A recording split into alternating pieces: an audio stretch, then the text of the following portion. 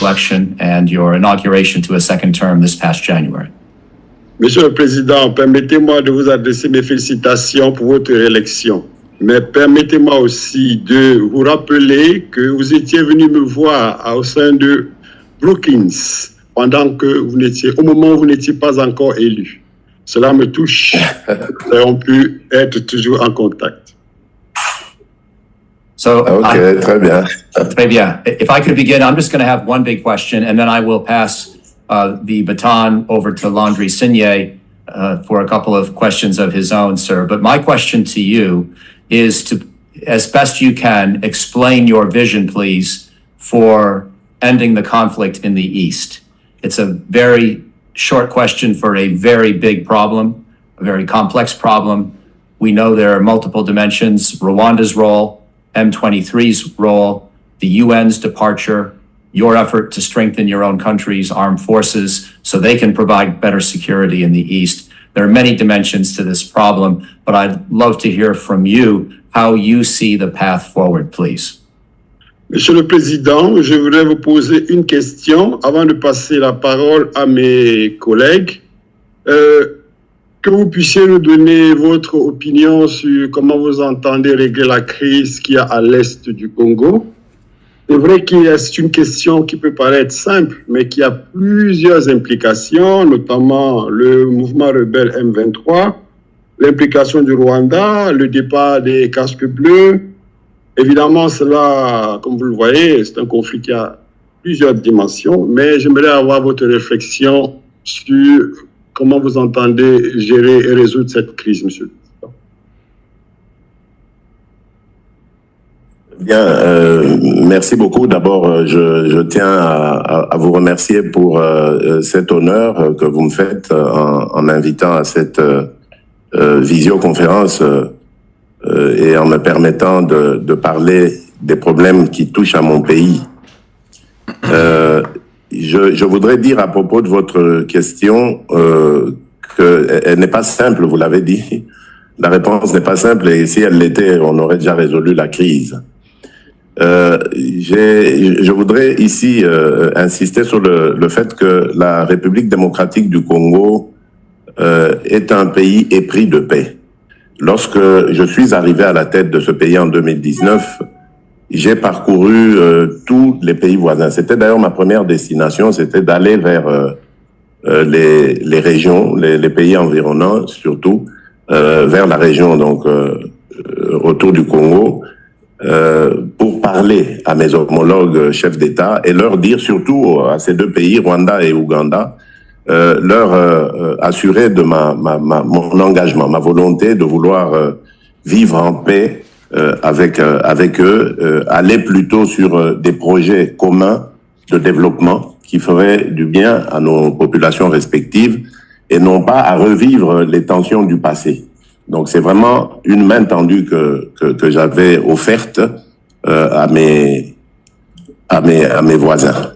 Je ne sais pas si je dois m'arrêter et attendre l'interprétation ou bien continuer. S'il vous plaît. Bonne idée. Okay. Je vous laisse. Good. Je vous laisse interpréter. Oui. Oui, merci, Monsieur le Président.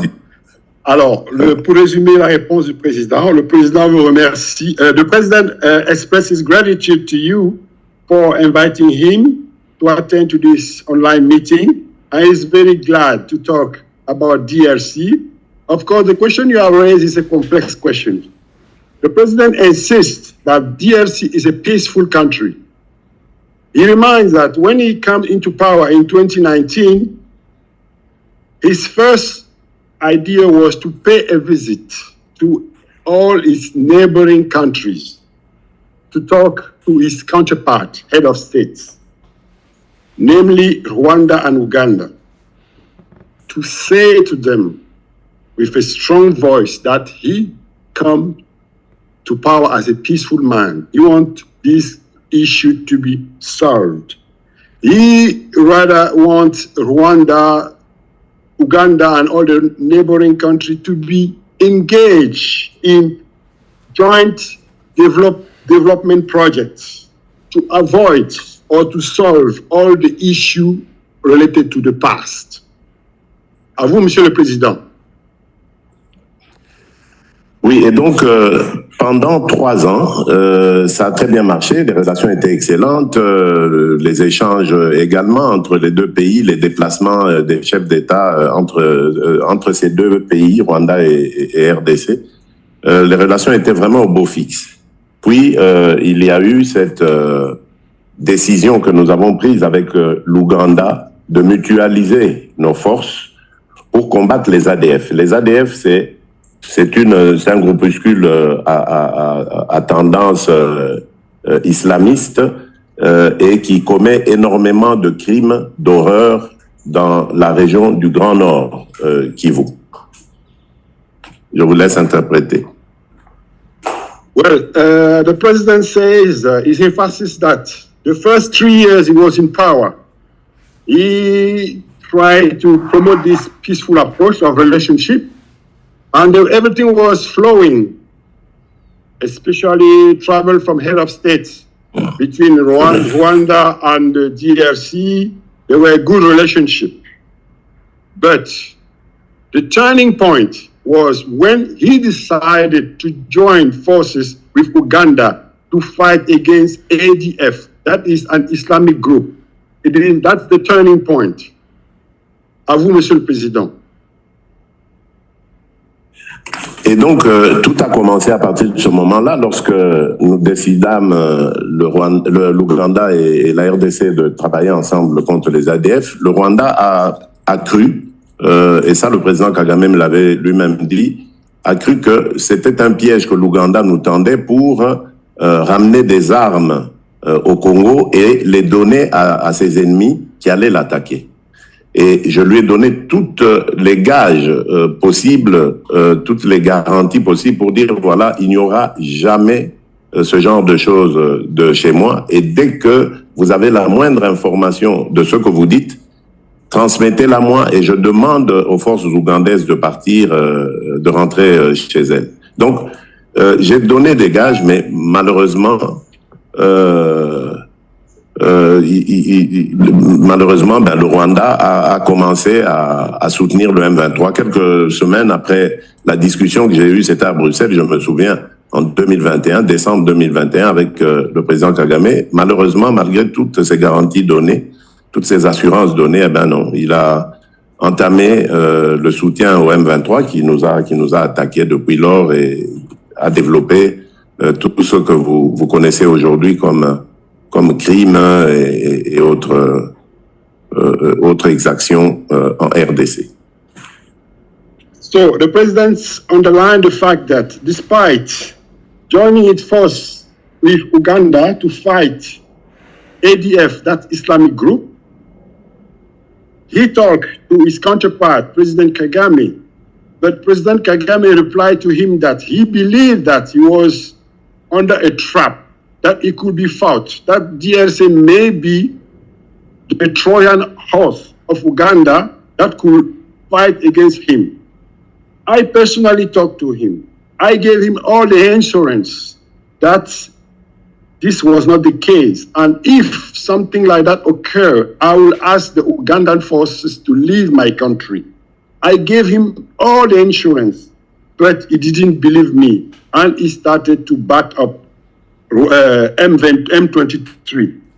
I remember we had these talks in Brussels in December 2021. I myself and him. À vous, Monsieur le Président. Oui.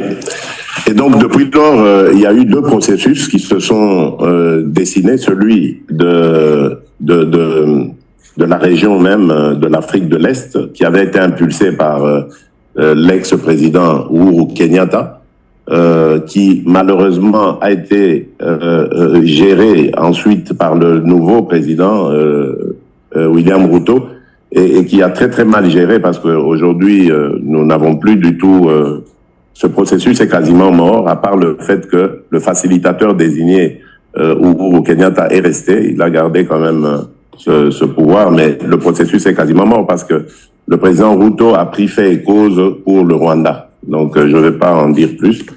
Et puis, il y a l'autre processus, celui de Luanda, qui est issu, lui, de l'Union africaine. Donc, il avait désigné le président Lorenzo comme facilitateur. Et nous en sommes là aujourd'hui. Malgré le fait que ce processus a à plusieurs reprises défini un chronogramme de retrait, de cessez-le-feu, retrait et ensuite résolution de la crise, le Rwanda n'a jamais rien respecté. À chaque fois, il signait cet engagement, mais il faisait le contraire. Et nous en sommes là pour le moment. Nous espérons évidemment qu'avec l'implication récente des États-Unis, qui vraiment ont été le pays qui a le plus, qui s'est le plus impliqué dans cette crise, ben nous espérons arriver à des solutions. C'est ce que je peux dire à ce stade, en réitérant encore notre volonté ferme à vouloir revenir à la paix, parce que sans paix, sans sécurité, il n'y a pas de stabilité, et sans stabilité, il n'y a pas d'investissement, et sans investissement, il n'y a pas de développement. Donc vous comprenez que nous sommes déterminés à ramener la paix dans notre pays, quoi qu'il en coûte. So the president point out that there are two processes. The first one is the process of East Africa, which was launched by former president of Kenya, Uhuru Kenyatta, and it was later supported by his successor, President William Ruto. But this process was mishandled, and it could be considered dead now. Yes, the former president Uhuru Kenyatta is still the facilitator, but I must confess, President Ruto is supporting Rwanda. I won't say anything more about that. The second process is the process of Luanda that was appointed by the African Union. President Lorenzo is in charge. We had many meetings. Many times we have a schedule of ceasefire, departure of soldiers. Rwanda always sign, but they never keep their words. They never come to actions. So my hope is that the United States, they have recently shown a strong support to this process. So we hope that a solution could emerge, because I strongly believe that without peace, there could not be any development. Without peace, there could not be any stability. And without peace, there is no potential investor that will come in. À vous, Monsieur le Président. Merci bien. Et maintenant, je vais donner... J'ai terminé. Donc, c'est à vous plutôt pour les questions. So the President has done the full answer. Now we can proceed with the following answers. The following Merci question, bien. please. À Landry, s'il vous plaît. Bon après-midi, Excellence, Monsieur le Président. Je suis Landry Signé, Senior Philo ici à Brookings, et nous vous remercions de nous honorer de votre présence. Merci beaucoup. Et so I will continue in English for our audience, and my colleague will translate. I will ask you one question, and probably I will go to one or a couple of questions from the audience, advanced question that we receive from the audience. Excellency, the DRC is home to many of the world's most critical natural resources, and they represent an important part of the economy and exports. So what are your plans to leverage this unique advantage and create value for the country, especially in terms of diversifying the economy, addressing inequality, and ending poverty? Monsieur le Président, je vous remercie de votre présence. Ma question est la suivante. La République démocratique du Congo a plusieurs minéraux et exporte plusieurs minéraux. Alors, j'aimerais savoir De quelle manière vous voulez... Quel est votre plan? Je ne vous entends pas très bien. Je n'entends pas très bien. Monsieur le Président, Oui. j'aimerais savoir, la République démocratique du Congo dispose de plusieurs minerais qui sont exportés. Quelle est votre vision, votre plan pour pouvoir lutter contre les inégalités, réduire la pauvreté et créer de la valeur ajoutée? À vous, Monsieur le Président. Très bien. Merci beaucoup. Je pars d'abord d'un constat. Je suis parti d'un constat lorsque je suis devenu président de la République. C'était celui de me dire que les minerais qui, malheureusement, devaient représenter une richesse pour notre pays sont la source de nos malheurs.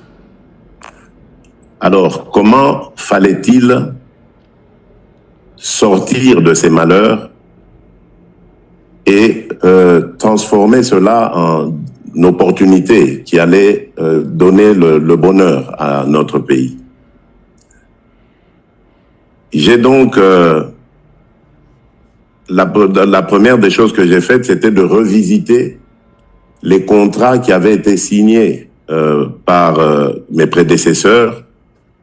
Et là, j'ai pu remarquer qu'il y avait une inégalité criante, une injustice, et qu'il fallait absolument revoir cela ou carrément mettre fin à ces partenariats si nos partenaires se montraient récalcitrants. Mais Dieu merci, ça s'est bien passé, on a pu revisiter ces contrats, les requalifier au bonheur de notre pays. Ça, c'était la première étape. Je vous laisse traduire. Well, when I came to power in 2019, of course, I thought that all the mining should be the wealth of our country and to benefit to all its citizens. But it turned out to be like a curse. So I decided to move this approach to turn this mining into opportunities. So the first step I took was to reassess all the existing contracts. So I went to reassess the existing contract and I found that there were a lot of imbalance, a lot of inequality. So I decided either to reassess the contract to the benefit of DRC or to cancel the contract if the counterpart was not cooperative. And luckily, we were successful in reviewing this contract. À vous, Monsieur le Président. Alors, donc, de là maintenant, j'ai tracé deux voies. La première, c'est celle, évidemment, après ce que vous avez compris, donc cette revisitation des contrats, c'était maintenant de capitaliser au mieux nos actifs pour que finalement cela puisse aussi profiter au pays, en même temps que ça profitera à nos partenaires. C'est ce que j'ai appelé le partenariat gagnant-gagnant, win-win. Alors, je me suis dit que nous avons jusqu'ici toujours servi de terre d'extraction. Il était temps maintenant que l'on puisse penser aussi à la transformation. Donc, au lieu de voir nos minerais partir sous d'autres cieux, être transformés, puis en produits finis, qui va sûrement nous être revendu beaucoup plus cher et à la balance, ça ne va pas, nous allons développé l'ambition de pouvoir transformer nos minerais chez nous. Et j'en ai parlé aux partenaires en leur faisant comprendre que le meilleur partenaire sera celui qui nous proposera un plan de développement des valeurs, de la chaîne de valeur en République démocratique du Congo.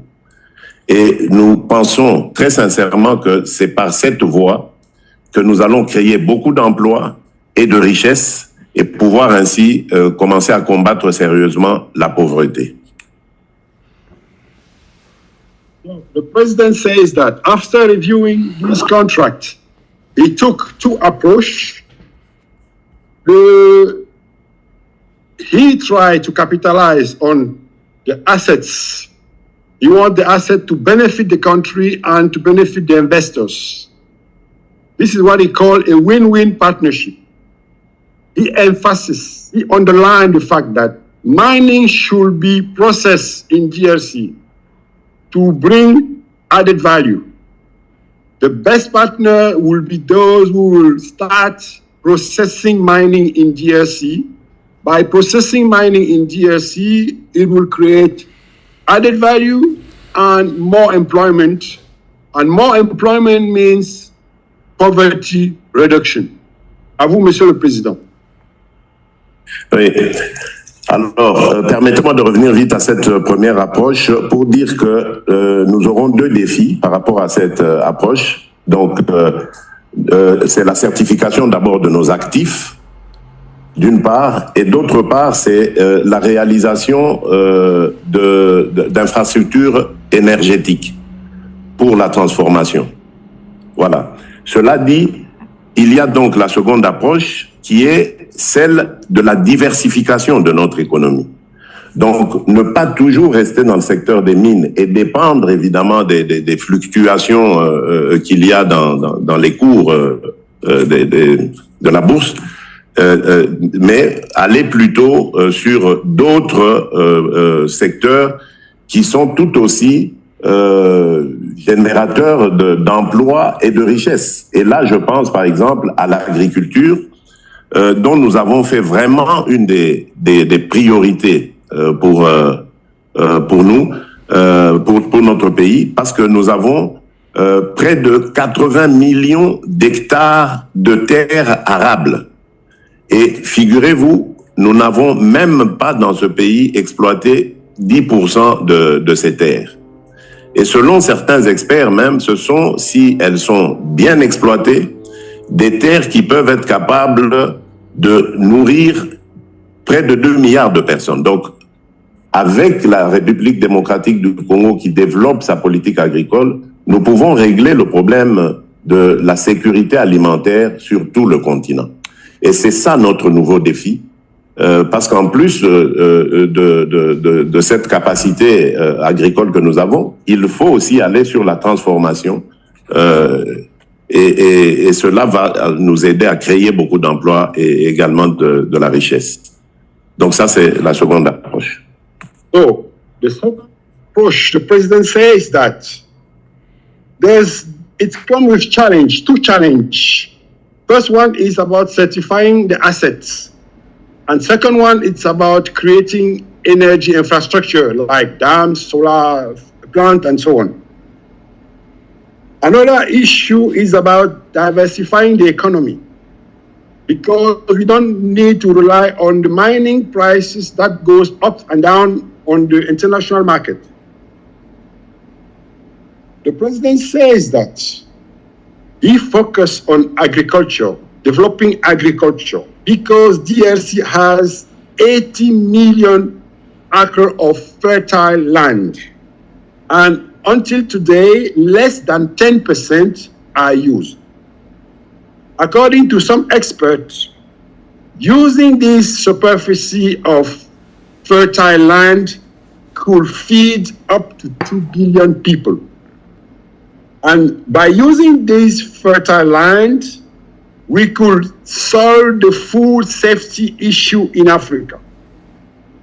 And by using this fertile land, we could also develop food processing. By developing food processing and agriculture, we could give more jobs, solve food insecurity, and improving the standard of living of the population. À vous, Monsieur le Président. Oui, et donc je voulais dire que par l'exploitation, évidemment, cette approche du second levier, qui est la diversification de l'économie par l'agriculture principalement, nous allons donc aller, et nous l'avons déjà élaboré, sur l'industrialisation de notre pays. Donc, nous avons un plan d'industrialisation. Nous avons commencé à créer des zones économiques spéciales qui vont favoriser l'implantation à des taux très avantageux d'industrie dans ces zones. Et ainsi, nous allons arriver à réaliser ce que j'appelle affectueusement la revanche du sol sur le sous-sol. Donc, et pouvoir ainsi mettre fin à nos malheurs, aux malheurs que nous ont attirés nos mines.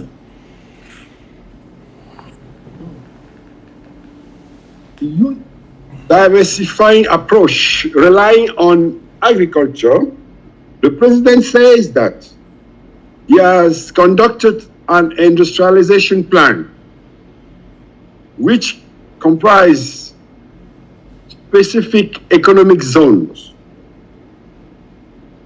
Developing this plan could be summed up or summarized by the following quote: the revenge of the soil over the underground. Then by achieving that revenge, we will change the story, we will change the narrative of the history of my country. À vous, Monsieur le Président. Excellence, Monsieur le Président. Ah, parfait. Si vous me le permettez, je vais passer à une question du public. Il y a certains membres du public qui posent la question de savoir quelles sont vos stratégies spécifiques pour lutter contre la pauvreté. Et peut-être à cela, je peux rajouter les stratégies pour accélérer les objectifs de développement durable. So, Mr. President, as I was saying, the many members of the audience have asked the questions, inquired about the strategies that you are using to address poverty, to end poverty, and if you expand that to the acceleration of the Sustainable Development Goal, which should be achieved by 2030, understanding that most of the targets remain as major challenges. Merci. Je pense qu'il y a c'est mon approche, il y a deux façons de combattre la pauvreté. La première, elle est morale. Moralement, il y a des fléaux qui ont longtemps détruit notre pays et créé justement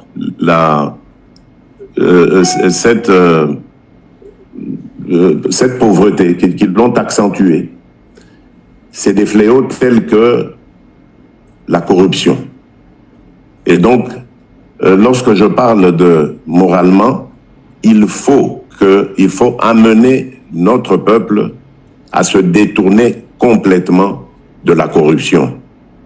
Mieux, à combattre la corruption.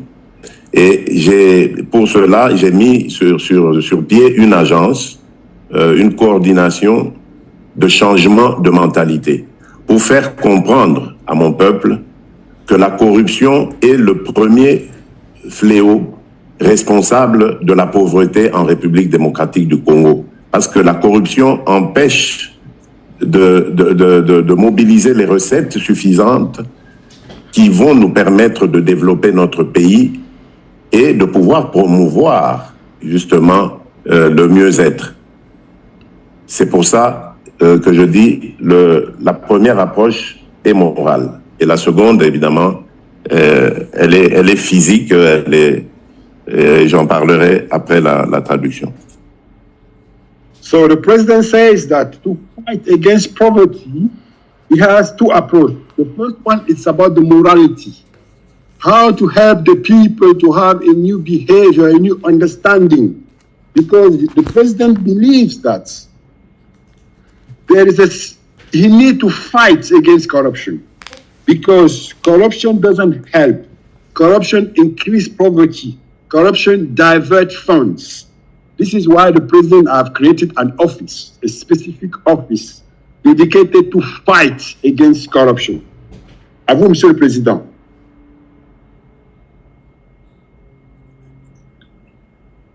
Alors, en plus de la corruption, il y a évidemment tous les autres maux que nous combattons, tels que le tribalisme, l'impunité et bien d'autres choses. Alors, pour cela, évidemment, nous avons besoin d'avoir un système judiciaire qui soit vraiment fonctionnel. Et ça aussi, c'était un des défis que nous avons voulu relever. Malheureusement, je dois dire que jusqu'à présent, je n'ai pas encore obtenu satisfaction, mais le combat continue. Nous avons un nouveau ministre de la Justice qui est très ambitieux, qui porte vraiment les engagements que j'ai pris à vouloir redresser ce secteur, parce que sans justice, nous ne pourrons pas combattre les fléaux responsables de nos difficultés. Donc, c'est pourquoi j'ai mis un accent particulier à vouloir redorer l'image de notre justice et à renforcer ses capacités pour pouvoir lui permettre à jouer son rôle de troisième pouvoir et aider le pays à se relever. Et alors, après, je parlerai maintenant de l'autre approche qui est celle-là physique. So the president underlined the fact that in addition to corruption, he needs also to fight against tribalism, impunity.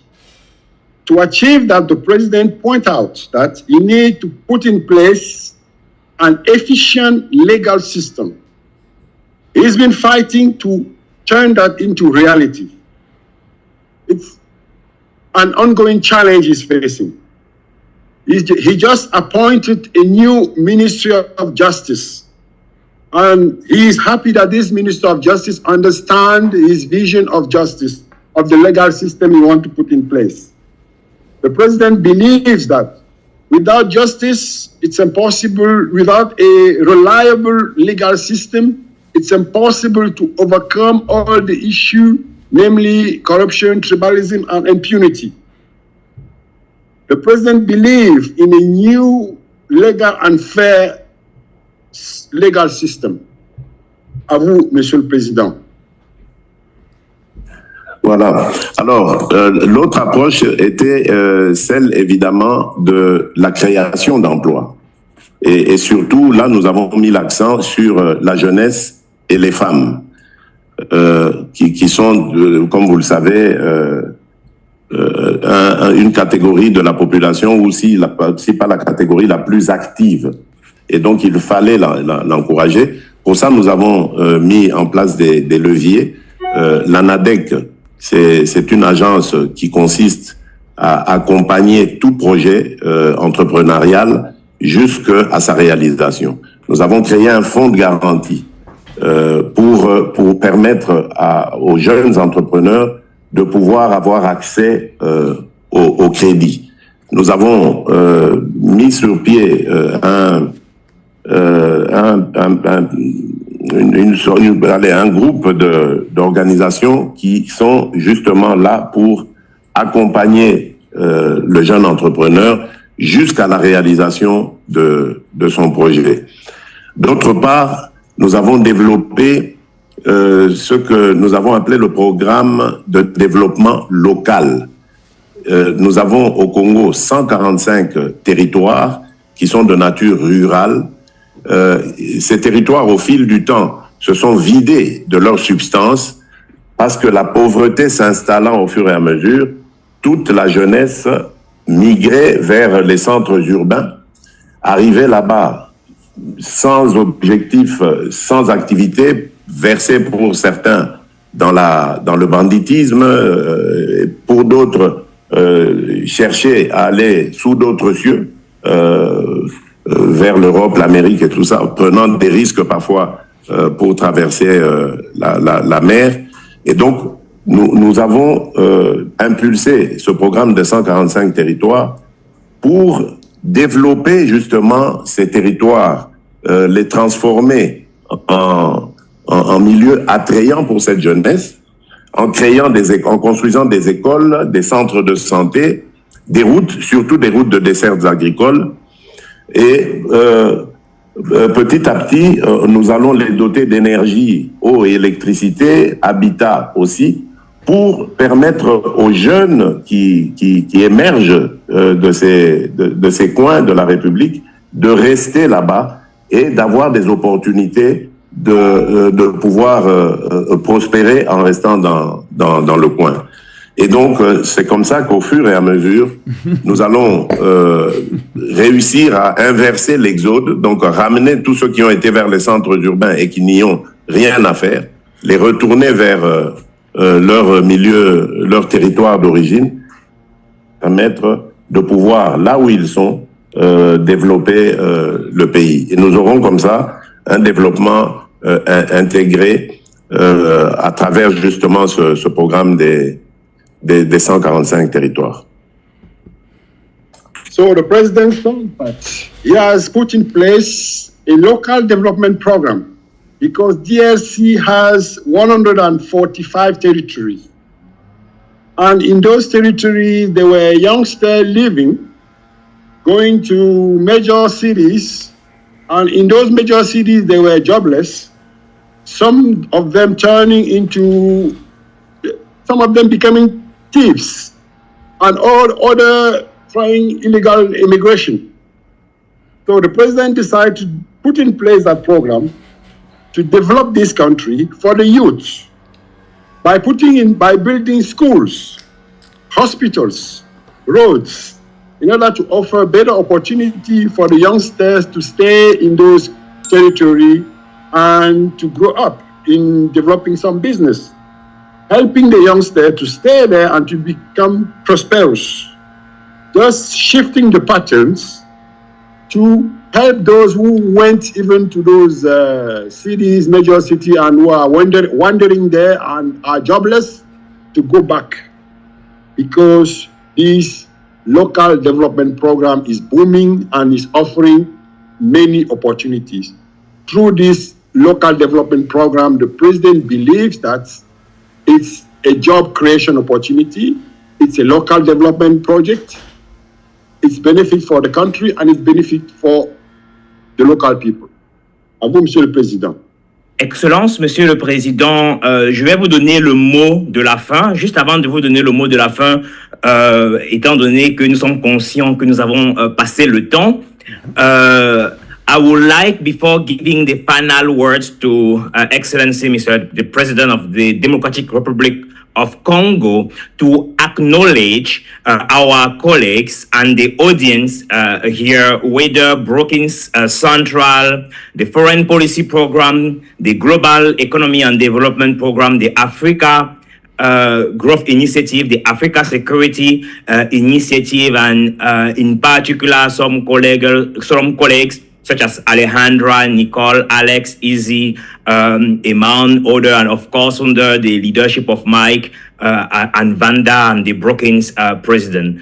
So, Monsieur le Président, Excellence, peut-être en tant que, pour le mot de la fin, est-ce que vous pouvez un peu élaborer sur ce que vous attendez du prochain président des États-Unis en ce qui concerne la relation entre les États-Unis et la République démocratique du Congo? So, Mr. President, as for the final word and to conclude, because we know that we have passed the time by about 20 minutes, would you mind elaborating on what you believe the main focus of the next U.S. president should be as it relates to the Democratic Republic of Congo, or is there any final word or sentence that you want to add to conclude with us, Excellency, Mr. the President? Oui, merci. C'est une question très pertinente, d'autant plus que, bon, en ce moment, il y a une compétition démocrate contre républicain pour savoir qui va prendre la présidence en novembre prochain. Et aussi, il y a une politique qui est aujourd'hui développée, donc je n'ai pas envie de donner l'impression de la critiquer, mais bon, je pense quand même que l'approche que je vais définir ici peut servir à ceux qui sont là pour le moment, s'ils sont réélus, de pouvoir améliorer ce qu'ils ont déjà fait, et ceux qui doivent arriver, s'ils doivent arriver, à pouvoir aussi étudier cela.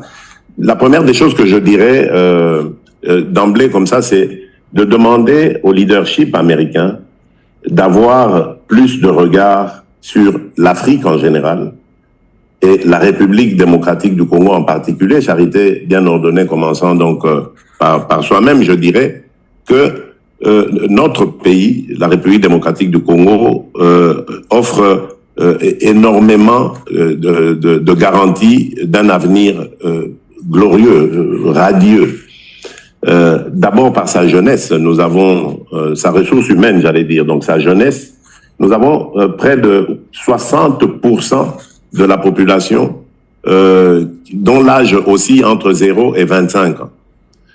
Si nous formons, comme nous sommes en train de le faire, nous avons décrété la gratuité de l'enseignement fondamental, nous voyons encore comment est-ce que nous pouvons améliorer les choses. Le défi étant de former nos jeunes, notre jeunesse, la préparer vers les enjeux à venir.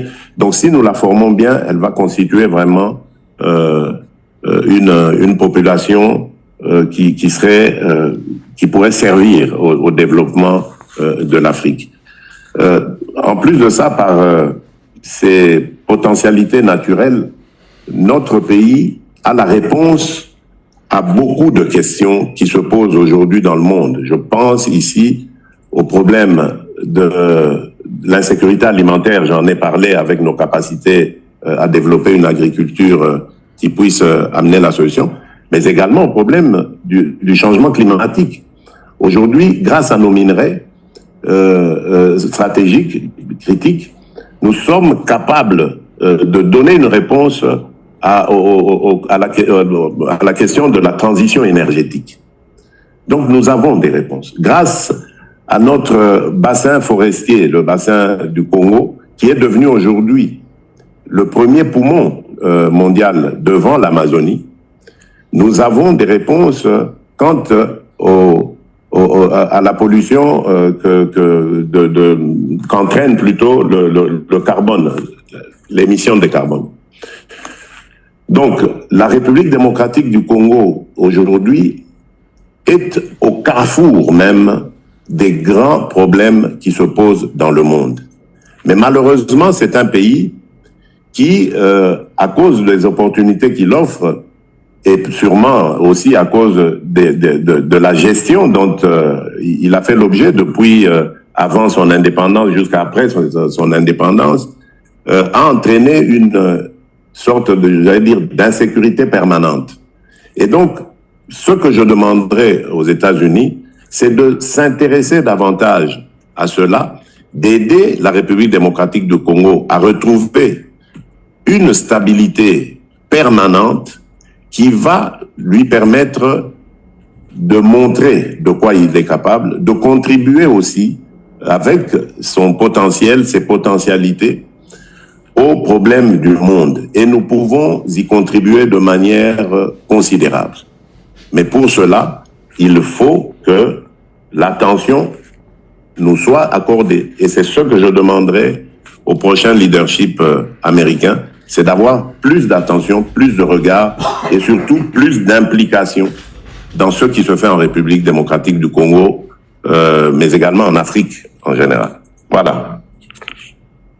Oh, the president says that there is competition ongoing, so he doesn't know who will be the winner in November.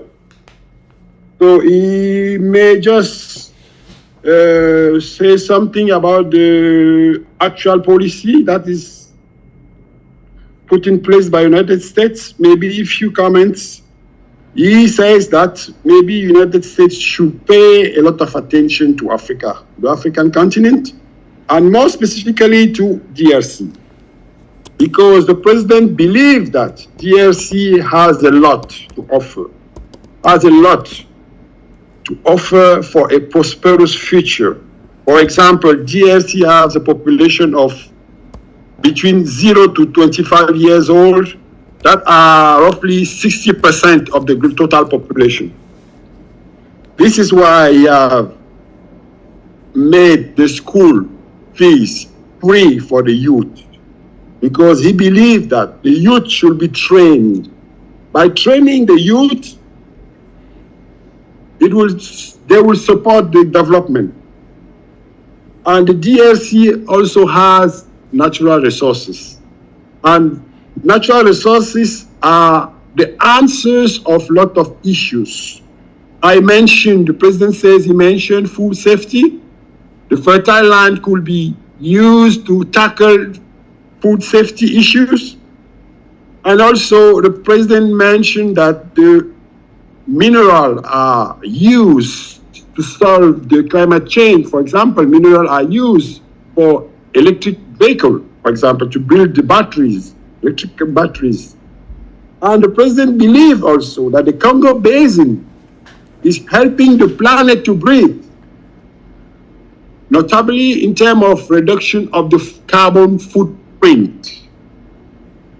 So the president says that Congo is at the core of big world issue. In the past, DRC was not well managed, leading to insecurity. With the help of the United States, the president hopes that the United States will help its country to become a stable country. By being a stable country, the DRC will be ready to contribute to world issue. For that, the president needs more attention, more involvement from the United States.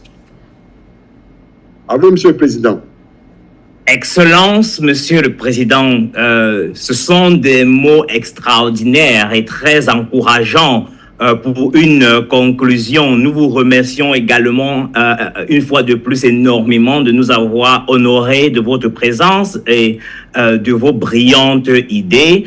À Brookings, on publie aussi un rapport annuel sur l'Afrique. Nous vous inviterons à contribuer, comme ça vous pourrez partager davantage vos idées avec le public américain et international.